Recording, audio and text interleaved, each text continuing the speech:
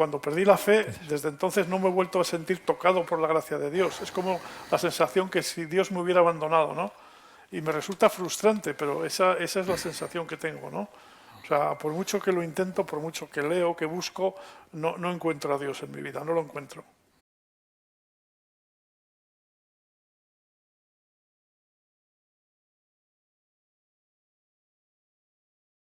Alguien me ha preguntado que cuándo lo empecé a escribir y yo he respondido que durante toda mi vida. O sea, que no es ninguna exageración, porque yo nací en una familia católica en Miranda de Ebro en el año 55. Era una época, la época del nacionalcatolicismo en un pueblo como Miranda. Yo asistí a una escuela parroquial. Mi infancia y mi adolescencia estuvo muy imbuida del catolicismo, de la fe. Yo era una persona pues, que asistía todos los días a misa, que rezaba el rosario, y además en mi familia había personas religiosas. Mi madre tenía 2 hermanas que eran monjas. Entonces yo sufrí una crisis de fe cuando llegué a Madrid a los 17 o 18 años a estudiar periodismo y filosofía. La filosofía la abandoné muy pronto y bueno, pues durante toda mi vida he mantenido esa inquietud, ¿no? Sobre, digamos, si existe un más allá, si existe una vida futura, o sea, si existe Dios. Una pregunta que yo creo que es indisociable sobre el sentido de la vida, se sea o no creyente.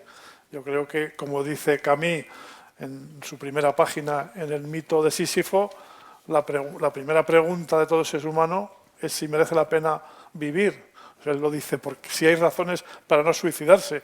Lo dice de una forma provocativa, pero es cierto. Antes de plantearnos cualquier cuestión filosófica o metafísica, nos tenemos que plantear si la vida tiene sentido.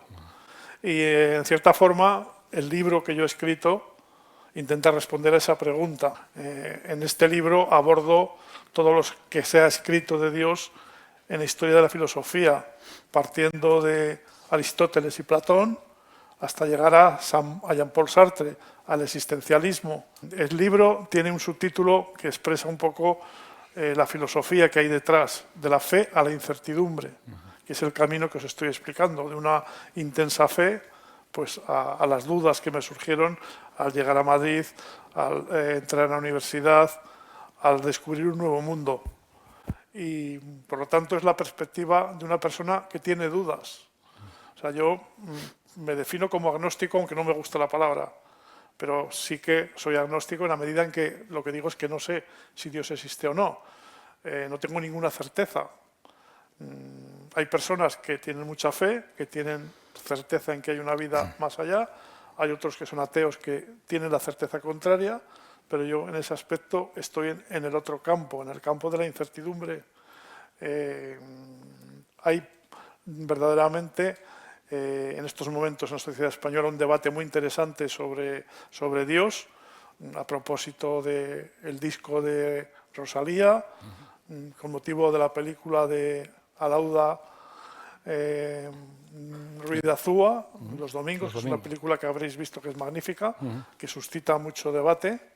También se ha publicado recientemente un libro del filósofo coreano Byul-Chul Han, que se titula Sobre Dios, creo, que es un libro sobre Simone Weil, en realidad. Simone Weil, ya sabéis que era una intelectual católica, en la que toda su obra hay una reflexión muy interesante sobre Dios. Y bueno, pues a raíz de todo esto el tema se ha vuelto a poner otra vez, digamos, de moda, aunque no me gusta la palabra, en la sociedad española, en la que otra vez ha aflorado un debate que estaba latente, que estaba oculto. Yo escribí una tercera nave C hace un par de semanas titulada Dios no ha muerto y precisamente abordaba este tema.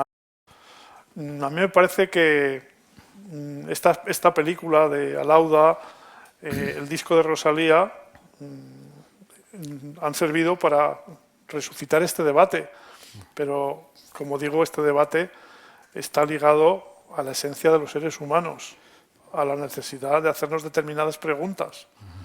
Mi libro está movido por lo que, no sé, es un poco pedante la expresión, pero es verdad, por la angustia existencial, por el hecho de no saber. Y por lo tanto, a mí me molesta que se ligue a una moda. Y no se trata de eso.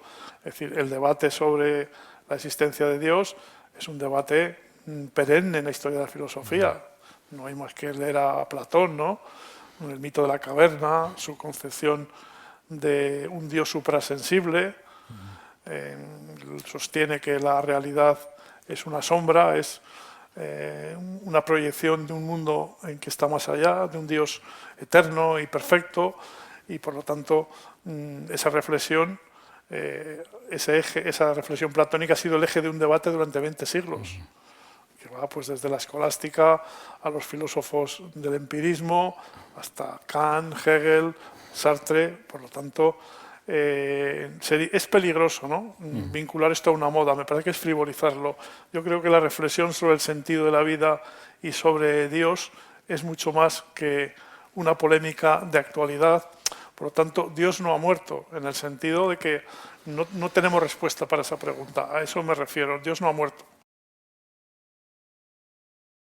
Sí, la hay, ¿no? Y en fin, leamos a Kant, la crítica de la razón práctica, el imperativo categórico. La regla de Kant la simplifico, porque es más compleja, pero viene a decir, compórtate con el prójimo como quisieras que el prójimo se comportara contigo. O sea, no hagas cosas que tú sabes que son malas, que son nocivas para los demás.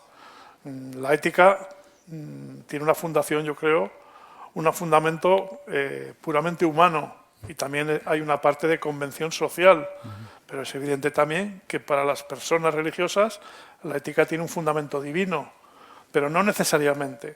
O sea, es evidente que muchas personas sí que su código ético está en función de sus creencias religiosas, y es totalmente legítimo y comprensible, pero hay otras personas que no. O sea, mi ética personal no tiene una fundamentación religiosa, pero yo creo que es tan sólida y tan respetable como puede ser la de una persona católica.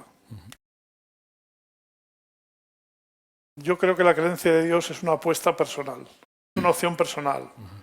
Comparto en parte, ¿no?, la filosofía de Pascal de la apuesta. Él concebía la fe como una apuesta.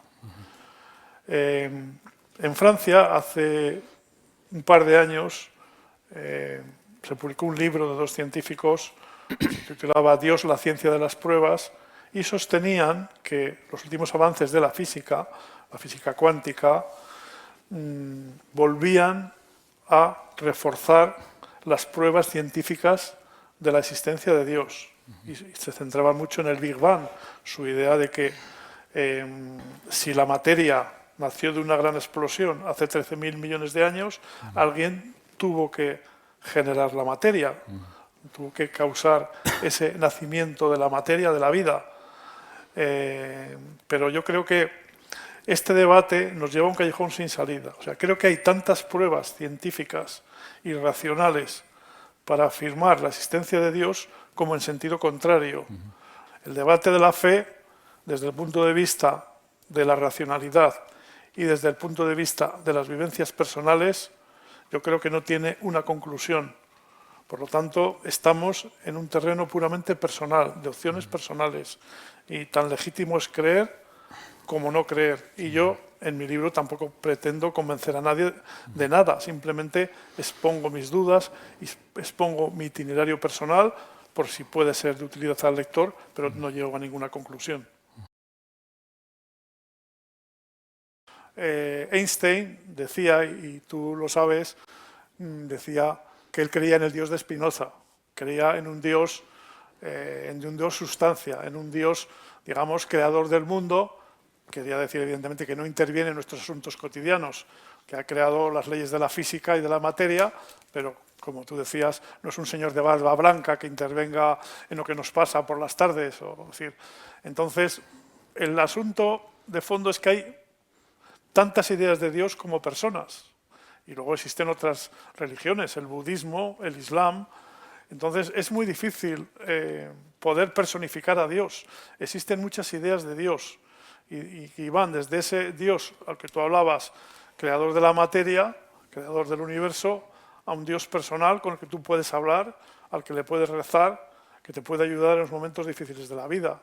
Entonces, nada más difícil de definir, nada más ambiguo, valga la palabra, que la idea de Dios. La idea de Dios es todo y a la vez es nada. Entonces, tú has planteado una serie de interrogantes que me parecen muy interesantes tu reflexión, pero yo es que no te puedo responder. No te puedo responder porque mi única respuesta es la perplejidad.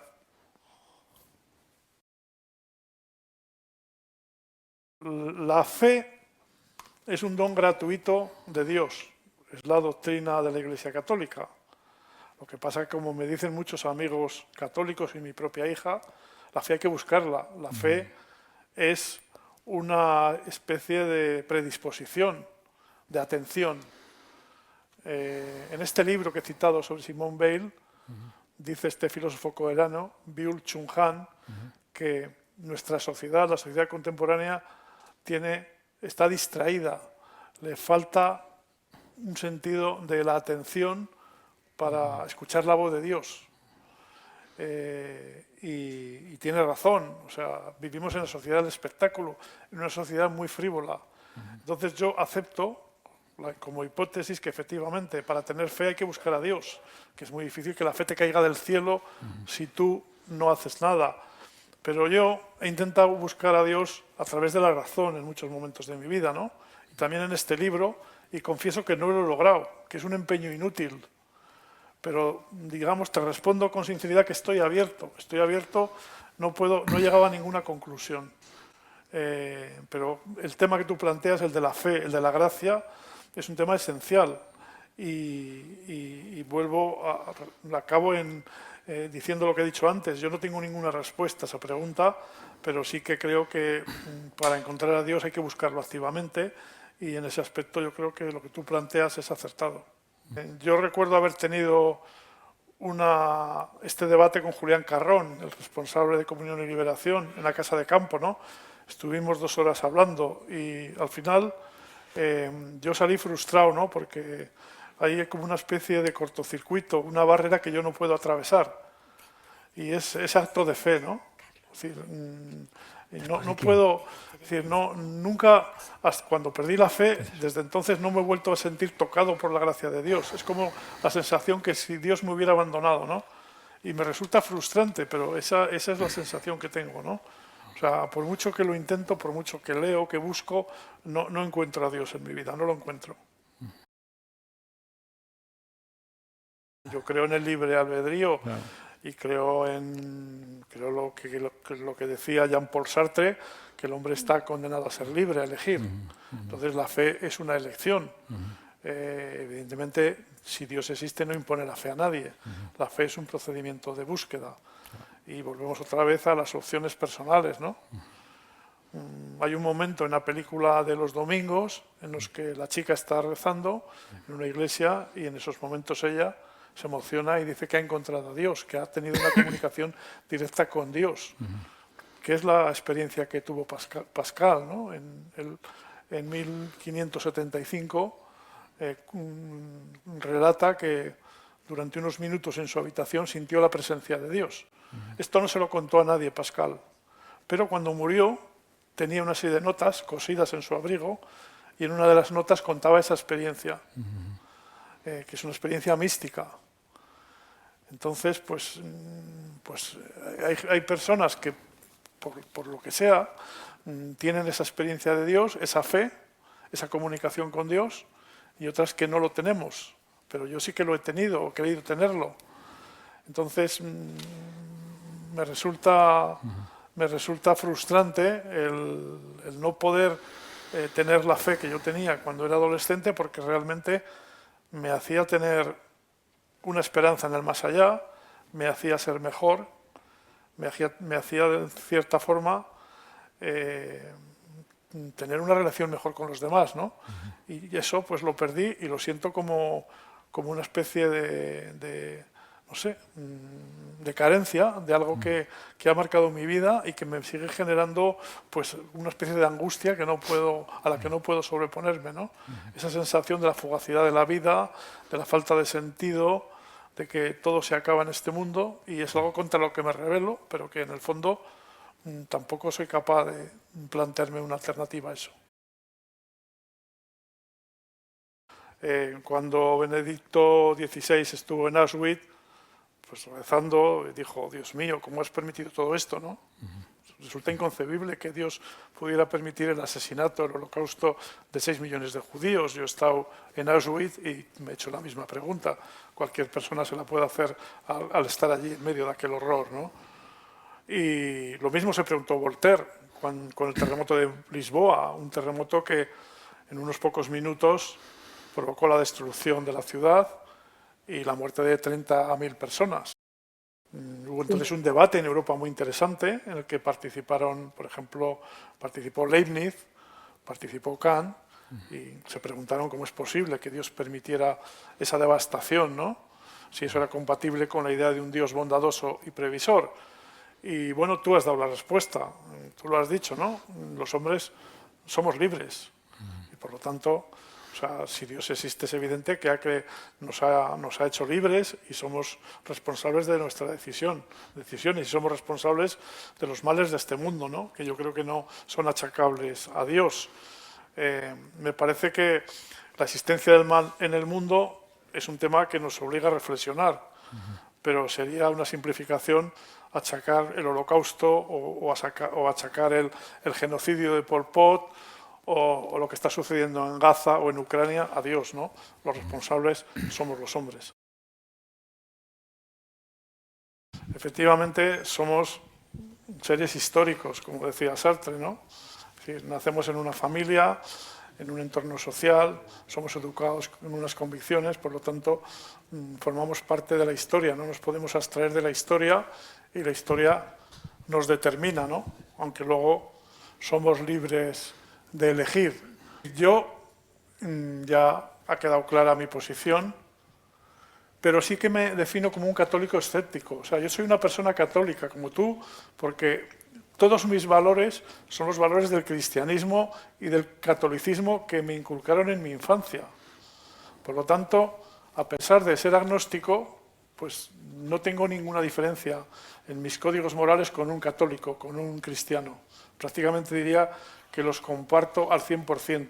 Por lo tanto, esa es la constatación de que no hace falta ser, digamos, creyente para tener una moral cristiana, para compartir unos valores. Ciertamente, como tú, hemos tenido la misma educación, las mismas referencias culturales y probablemente tenemos una sensibilidad muy parecida respecto al mundo y yo siempre he defendido en mis columnas, en mis escritos, en mis intervenciones los valores del humanismo cristiano. Yo soy parte de ese mundo y lo reivindico con orgullo, los valores del humanismo cristiano. Yo en una entrevista, en un cuestionario por escrito, cuando Stephen Hawking vino a Canarias a inaugurar un observatorio, le pregunté, la pregunta era muy sencilla, ¿cuál es el origen de la materia? Él respondió, de una leve oscilación de la nada. La respuesta me dejó perplejo, ¿no? Porque yo, que tengo una formación cartesiana, claro, me he preguntado cómo puede oscilar nada, cómo puede oscilar algo que no existe, ¿no? Entonces, no quiero simplificar ni banalizar su respuesta, porque soy consciente que hay muchas cosas de la física que se me escapan. Pero en última instancia, la pregunta está sin responder. O sea, la respuesta de Hawking tiene la ventaja que la puedes interpretar como quieras.